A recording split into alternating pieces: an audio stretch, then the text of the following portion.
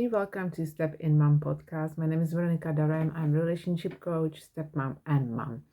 And this is really jump on camera and mic episode because honestly, I had a terrible night's sleep. I had right now, I feel like I just want to go to bed.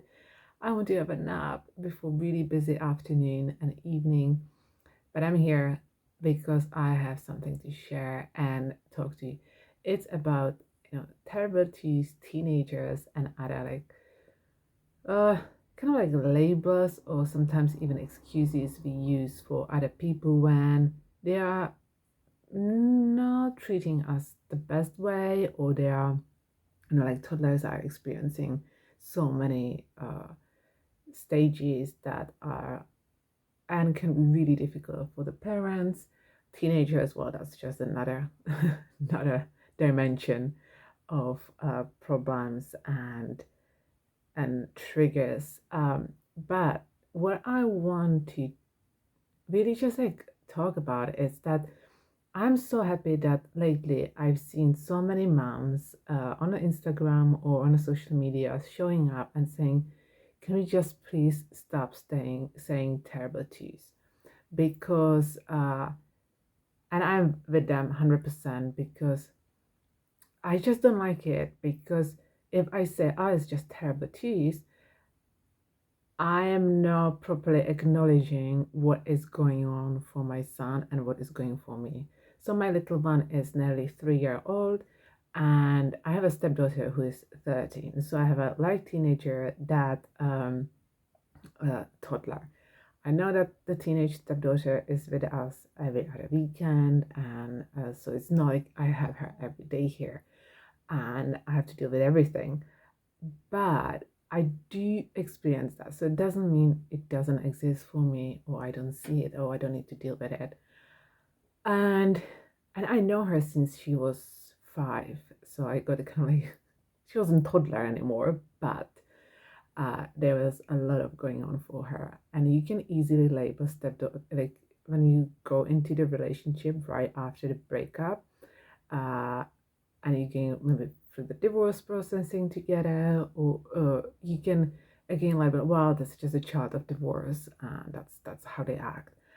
And I could see it in my stepdaughter. I was like, no, I have to stop, because at some point I was like, well, she's just having a hard time, and that's it. And then later on, I started thinking, it's like, no, hold on, she's going through a lot for a little human being who doesn't understand, who doesn't maybe get the full picture, who doesn't know the truth, or both side of stories, or who's just going through so much and just saying, oh well, she's just going through a lot, she's a child of divorce. uh, it takes a lot away from helping the kids. And same with the terrible twos. If you go and you say, well, it's just terrible twos, isn't it? You're like, well, yeah, but how are you helping the kid? You know? And honestly, I said it a few times to my little one. I said, oh yeah, it's just terrible to you. And that was at the beginning. And then it's like, then I see I see other kids and I'm like, wow, that's a terrible too. And then I started thinking, well, why my little one is quite good, why we why is these tantrums still coming up, or like when this is hit us, he's not really terrible to you. Is this still coming up? And then I just got present, and my husband often says that, and I don't see it. I don't always uh, acknowledge myself enough. And he said, no, it's just because of you, because the work you do with him, you just calm him down so quickly. And he said, you are like toddler whisperer. You can calm him. Like, if I would, my husband's like, if I would deal with that upset or that situation, it will turn into the really, it would be disaster. It would be screaming, kicking. It would be horrible. And he said, you just come and you're like, okay, da, da, da, da, da, da, da. And he goes and he's fine. Like, how do you do that? And I was like, well, you just need to talk to him and explain and be straight with him. And we do kind of like gentle parenting, but I don't really I didn't really specify myself with what parenting style I'm doing, because I did an episode on why I quit Montessori, so you can go and maybe check it out and you will understand why I don't really go like, oh, I do gentle parenting, or I do this, I do that. No, I just do whatever, whatever works for me, my family, and especially for the little one. And so yeah, my husband's saying that I'm like toddler whisperer, and then I can calm him down. And I said we don't say like he's terrible too. I learned to say, oh, we're experiencing some kind of random period right now when we are finding out what is going on and how to process all the upsets and new feelings. Um, I all I am now more and more aware of how my energy of my husband and the whole household is impacting my little one. How even my stepdaughter the other weekend she was here, she was really tired, poor thing, and she was just like, oh, I don't want to. She was that tired. But then I saw how that impacts my husband and how that impacts the little one, and the little one will just he just become really just like and tired and moaning, and I was like, okay, no, we have to put ourselves together and work through it. And I told my stepdaughter, I was like, are you hungry? Do you want something? We need to spike a little bit your energy, and let's go for work. Let's go for outside to the garden, and yeah, and it's just like that we transform the energy, like for my stepdaughter, that for the little one and the whole house, because it was driving me mad before. And if I wouldn't step in and just okay, we need to do something about this, we would have a really moody and exhausted teenager and really grumpy toddler. So we need to learn how to, even with my husband, we need to learn how to read the room, how to transform the energy. And this is not about faking it in front of the toddler. So not just showing like if I'm upset, I will just put a brave face on. No, I explain why I'm grumpy, or why I'm angry, why I'm tired. But then learn, teaching him, okay, we need to do something about it. Okay, so let's go for a walk, or mom, open the window, or have a drink, it's like soft drink, or anything that will help us. And just like with the same thing with like respect, or hitting, kicking, screaming, shouting, like toddlers, that teenagers, I feel sometimes like they're quite similar, because let's be honest, toddlers have no idea how to kind of regulate themselves. They're experiencing so much, and they don't understand what is going on, and we have to help them and help them to navigate that or understand what is going on. And the teenagers, man, the hormones are all over the place, so no wonder they are like that, no wonder they are moody. Their bodies are developing, they're growing, so they're tired, their body hurts. So, and then whatever is going in the school, and dramas and boyfriends and girlfriends and da. So it's really about like, okay, I get that they are going through a lot, like teenagers, that's toddlers, but that's not an excuse. We need to do something about it, and we need to be quick. And when my husband, even like I'm dealing with my stepdaughter, he always said like, "You good with her? Like really, like how do you do that?" And I said, even with our toddler, and it's like I started thinking about this as I talk to them the way I wish people talked to me when I was their age. And by the way, I shared this with one of my friends who has a 11-year-old daughter. And when I said that, she was like, oh, okay, that makes sense.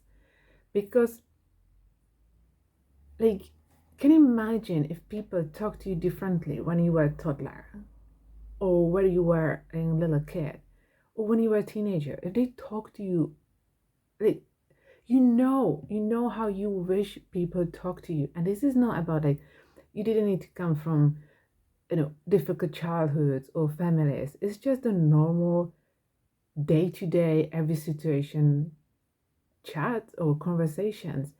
My husband was doing this thing when he talked to his daughter. And sometimes he was, I don't know, she had to be like 10 or something. And he was explaining her something. And I told him like, oh my God, you're talking to her like she's 5 year old. Can you start using normal words like grown-up words or like age appropriate words for her? And even the tone, you talking to her like she's stupid or something. She's like, she needs, you need to a little bit change the conversation or the style of the conversation. And yeah, it took him, some time, but he got it and he started talking to her like differently. And it's not about like treating like I'm like a grown up and you talk to them like a grown up. No, I still talk to my 13-year-old stepdaughter with age appropriate, or with respecting her boundaries, respecting my boundaries.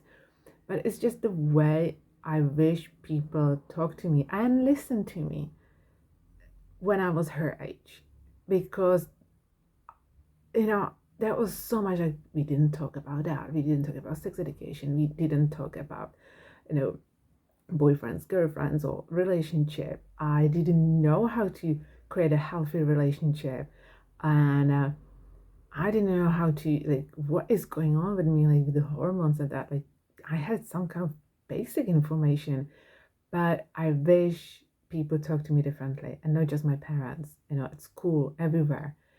So that's what I'm using every time I struggle with any of the kids or anyone.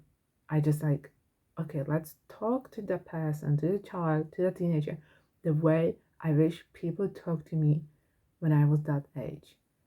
And it, it just brings so much ease. And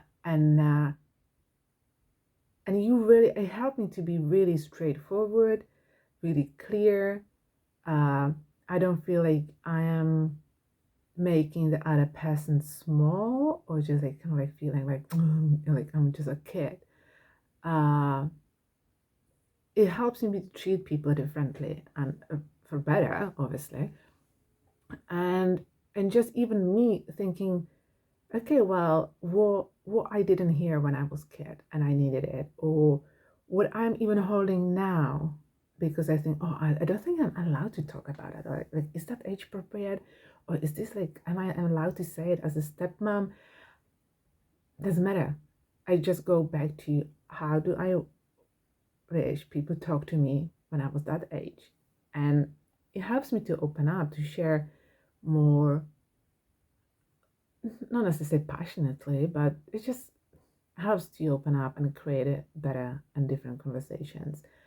And I don't feel like I'm hiding something, or I just pretending or faking it. I just talk the way I want to talk, and I know it's right, and I know it's appropriate, and I know it's respectful. So that's why I don't use the kind of labels that like, oh, terrible, like with a teenager. Yeah, I said my, when someone's like, oh, you have a teenager at home, I was like, oh, okay, like, we all go like, oh, I'm sorry. But it kind of puzzles me when I hear people talking about the teenagers and sometimes how disrespectful they are, or they don't help around the house, or they don't, do certain things. And many parents or many people just, oh, well, they're just teenagers. And I said, yeah, but who are you telling this? Are you telling this to yourself or to me, or you're making excuses for that kid? And how much are you in a place with your boundaries, or do you feel respected?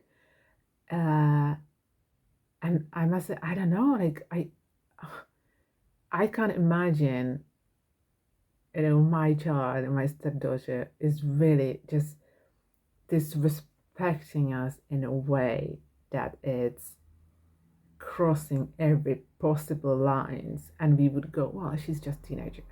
It's just no excuse. There's no reason. Like, yeah, they can lash out. Yeah, they can tell you that they hate you, and that's okay. Don't take it personally. That's fine. It's just like, yeah, that's okay. I get that. You hate me right now. You're upset. I get that. And But I can't imagine, to let the disrespect to go over the line that we are okay with. And if it goes across the line that we will not do anything, it's just like, no way. We've been in this situation so many times, like with my stepdaughter, that with my toddler. And it's about learning the way how to just let them know that's like, that's not okay. This is not the way you speak. I will not. Love Dr. Becky Kennedy, and the way she deal with toddlers hitting. And she said, you're not allowed. No, hold on. No, hold on. Wrong. I will not allow you to hit me. And then she has this whole procedure how she steps back and she informs the child, I'm stepping back so I can be safe. I'm here for you when you need, but right now I'm staying a little bit aside. She has the whole thing. Google her brand, Dr. Becky. And I say that to my toddler when we had a brief period of some kind of hitting. And it was really like, we've done it a few times. We said that a few times, I will not allow you to hit me.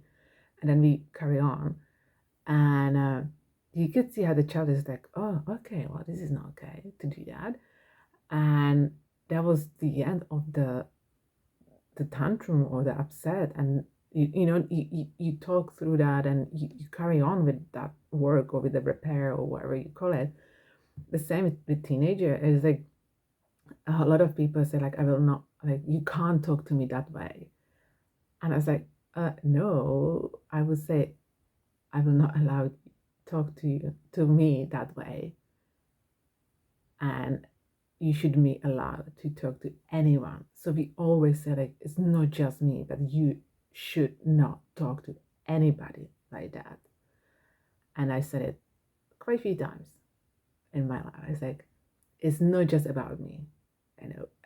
If I could hear someone is disrespecting my husband or is being disrespectful, and sometimes he doesn't even click in that like what's going on, I just step in and it's like, okay, I will not allow you to do that. That's just And can you imagine like this disrespect in a way from toddlers and from teenagers? You can't let it happen. Like, oh, like again. It's just not possible. Can you imagine if you're in a relationship and then someone is quite bad to you, disrespectful, nasty, moody all the time? There's as many times you can say, oh, well, he just had a bad day.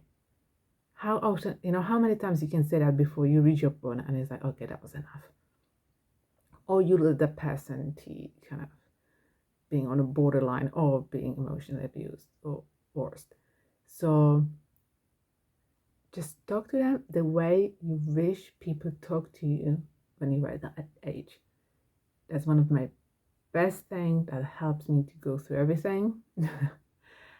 When my little one is kicking in, or when I don't know what to do with my stepdaughter, she's, by the way, a great kid. So yeah, she's great here with us. So we don't really have to deal with her. But yeah, just try not to kind of label or use terrible to use teenagers or, oh, well, he just had a bad day to be the reason or excuse for too long and everything. It's just that you deserve better. And we need to all learn how to deal with situations that are triggering, upsetting, which is really tough on us. I'm here for you. If you need anything, please DM me or email me. And thank you for watching and listening. And I'm sending you lots of love.